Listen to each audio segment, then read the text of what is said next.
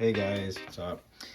So today I'm going to talk to you a bit about some more upgrades I'm doing for my Capra four-wheel steering. I'm going to have some other videos as well about some custom LED mods that I've done for front and rock lights in this guy.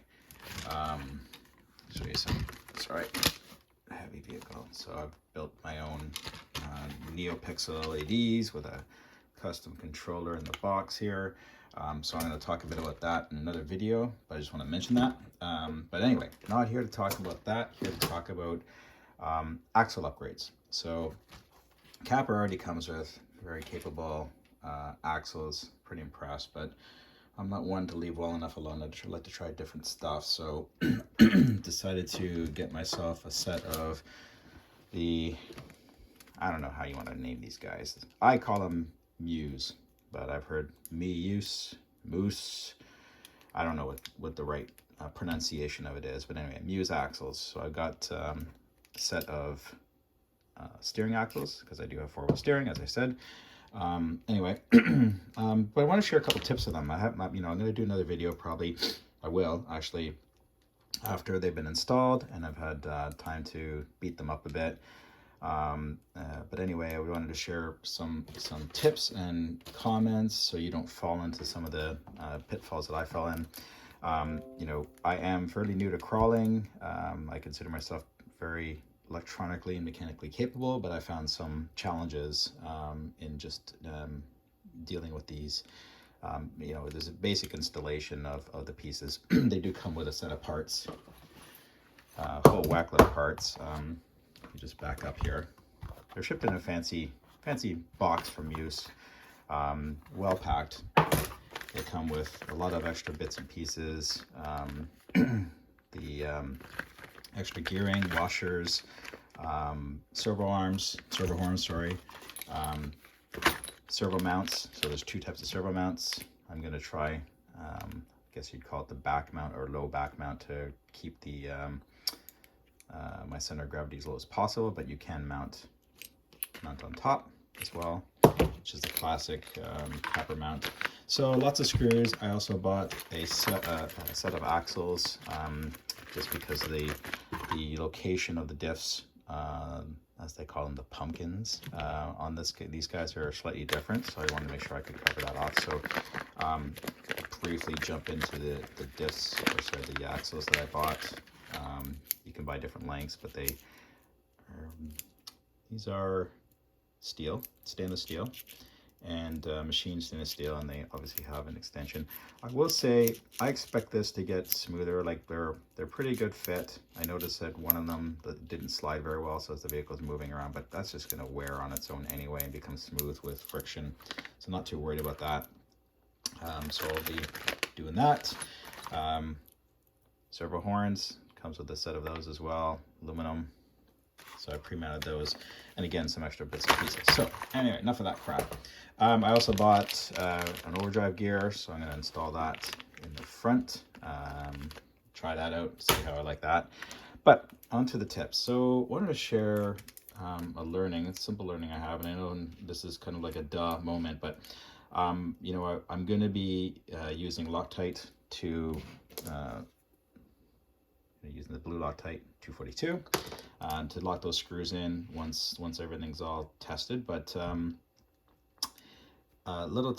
couple tips actually. One is I noticed that the 4 screws, I took apart the pumpkin because I wanted to see inside to make sure there's lots of grease there, and yes, there is lots of grease. They do a good job of that.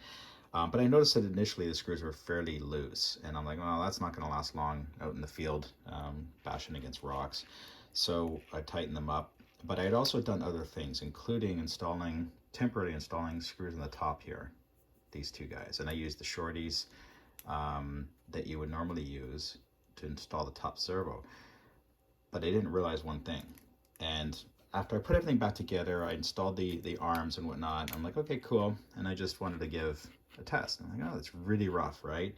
And I couldn't tell if it was rough when I pushed on it or whatever, so I figured it was binding of some sort, or I figured then it was because, I tightened the 4 screws a little more. but they were not over tight. They were just comfortably tight, and what I would normally do for anything else I had to make sure they stayed on. And I didn't know what it was, so I reached out to support. And we've been going back and forth. And then this morning, as I got in, I just looked around and said, okay, what could be causing this binding? And I looked at the screw, took it out, and realized that the threaded hole directly goes on top of the diff gear. It cuts right through in the diff gear. You can see it in there.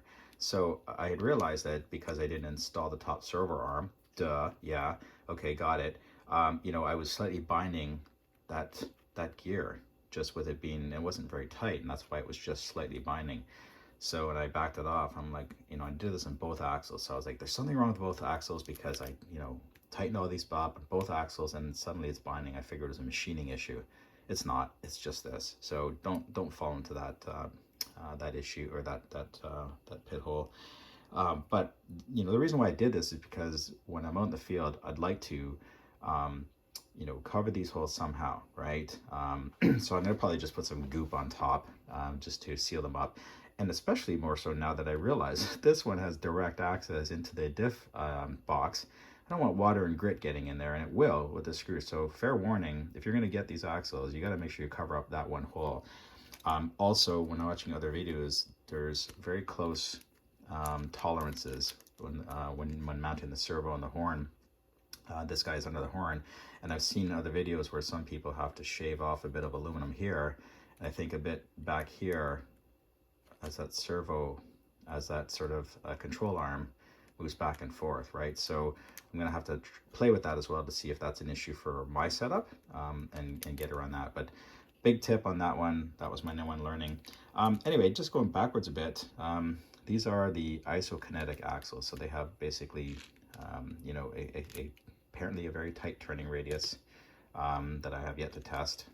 But you can see here that they have essentially CVDs, dual CVDs, double CVDs in them that allow for that angle. So they seem to be getting some positive reviews out there. So we're going to give that a try as well to see. On a 4-wheel steering, that's going to be epic.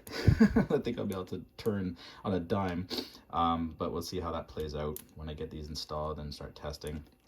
I also want to call these guys out, Meus, for their customer service. They, these axles were not super expensive. I'd say they're in the middle range. They're not your cheap Amazon knockoffs, and they're not the really expensive ones. Canadian wise, I think they're, if I got it right, $250, I think, around $250 for everything I got. The axles, including the overdrive gear, $250, $260-ish, right? And anyway, when I got them, I noticed that, hey, like, again, I know it doesn't matter really when you're out there, but there's a scratch here. There's the portal covers were all scratched up here and here, and as well as there's a bit of a gouge. This thing doesn't look used, but it looked like it had been beaten up in the shop before it was sent out. I can't find the gouge. It might be in the other axle. I reached out to them and said, hey, not a big deal because it's not really, structurally affecting it, but I want to be the one to first trash these things. I don't want it to be trash coming to me, especially when it was packaged so well. So they were really good about that. They were also very good about being responsive when I was raising the issue that I didn't know this being the answer about the binding. And I've just since mentioned to them that I figured it out. So they were, they were willing to possibly send me new diff pinion combos, new sets of gears, to see if there was just a machining issue with the set that were in this, but not being the case, I think we're good. Anyway, I'm looking forward to trying these out. Just wanted to share some tips with you about these. Just another tip as well. Hold on a second here. Comes without, again, these are all still leftover extras that I have, and I haven't installed the servo yet, but I'll use the screws with mine, and a couple of screws are needed, but they give you a whack load of different length and sizes. And that's another warning as well, is that when you're installing the different pieces here, you need to install a different hex head bolt for this particular one. So you take out the stock one and use the longer one because you're using the servo mount as well. Just be notice that different lengths will obviously fit better, but the screw threads go right through. There are 2 or 3 different lengths you could choose to just mount this control, or whatever, the mount arm unit. So you got to get the right ones. Obviously you want to get right to the edge but not be sticking out. Not that it's a big deal here, but just notice that there's no instructions. Essentially they don't give you instructions. You're doing a bit of guessing on what to mount where, and you only really have to install the servo mount, as well as the control rods here, or them, whatever you want to call these suckers. It's just fairly straightforward. It's a fairly quick install. The rest of it is, comes completely built, as you see here, and pretty much ready to go. So it's not a huge effort to get these things set up. You just choose your servo mount. Right, little sidebar here. In the process of installing the Meus axles on my Capra, and getting these connecting rods in is a pain in the ass. Their tolerances are very tight. You having really work hard to kind of get these guys to fit. So not sure what I'm missing. I don't think I'm missing anything, but I might have to do just a light bit of sanding on the edges of at least the outer edges of these guys here, just to see if I can get this to start sliding, and just use force to fit them in the rust, because it's only out, a fraction of a millimeter, I'd say, less than, 2/10 of a millimeter, 3/10 of a millimeter maybe at most. But because it's solid aluminum and solid stainless, it's not budging. So anyway, stay tuned. Tip on installing the Meus axles. Mentioned this before, but I had to file down all of these connecting units, whatever the hell you want to call them, that go to the different connecting rods, because their tolerances are too tight. I had to do that for all of them. So you're going to want to check that and do that first. I also, after going through it with the back axle, I highly recommend that do not install the servo first. Install all the connecting rods first, and mount the servo last. So just get that out of the way and do it that way. So just going through the process right now, and we'll follow up with more information after. Anyway, hopefully those tips are helpful should you decide to buy these. I will again post another video later on once I get these installed and I get out beating these things up in the trails with the RC crawler gang in our local